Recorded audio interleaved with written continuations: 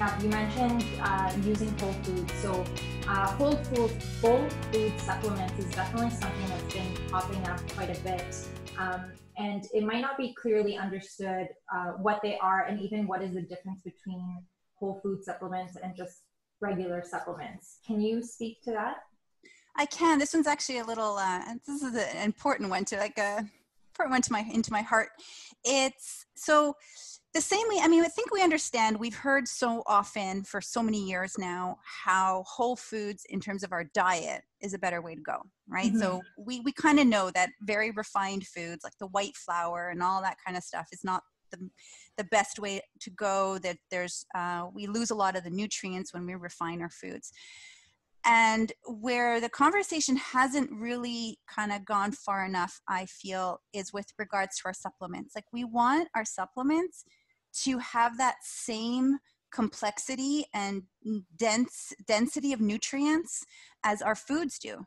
Mm-hmm. So when we talk about a whole food supplement, it means that it's been made with, obviously, that's the word implies, a whole food or a whole herb, and they haven't just extracted a specific molecule. Mm-hmm. So one of the really popular ones these days is curcumin.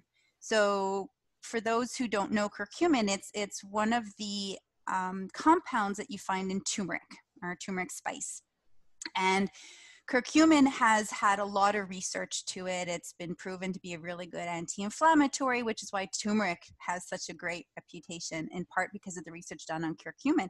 So companies have been offering these isolated curcumin supplements, right, with really lots of amount of just one molecule. You'll see this in your multivitamins. You'll see this in, like, you'll extract specific isolated molecules without necessarily bringing in the complexity of the rest of the food. So what we're learning is, in order to absorb that specific molecule, in order for the body to activate it and use it, you actually need a whole lot of other things. You need cofactors and you need enzymes. And, normally when you bite into an orange, you're going to get all of that with it. You're not worried about just your, for example, vitamin C or your ascorbic acid. You're getting everything with it.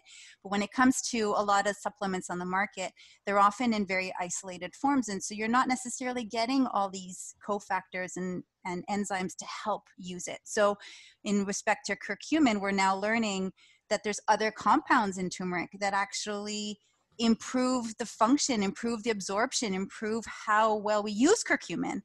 And these other compounds are also, oh my gosh, they're also anti-inflammatory. And they offer other things that curcumin doesn't offer. Okay, so maybe I should go back to the whole turmeric after all. So, I mean, these concentrated forms of specific compounds or molecules definitely have their place. And when you're seeing a professional healthcare provider, when you're seeing your naturopath, they are attempting to address a very specific thing. Like, they might be a lot more focused on helping you address a specific imbalance or a specific issue. And they might want to use some of these kinds of things for a specific amount of time or a very specific reason. But that when it comes to your everyday average person who's looking at supplements as a way of improving their health or supporting their health or maintaining their health, then personally, my opinion is very much go for the whole food, go for the whole herb approaches. It's going to be a lot safer. And in the long run, you're going to avoid problems and actually have better chances of supporting your health as well.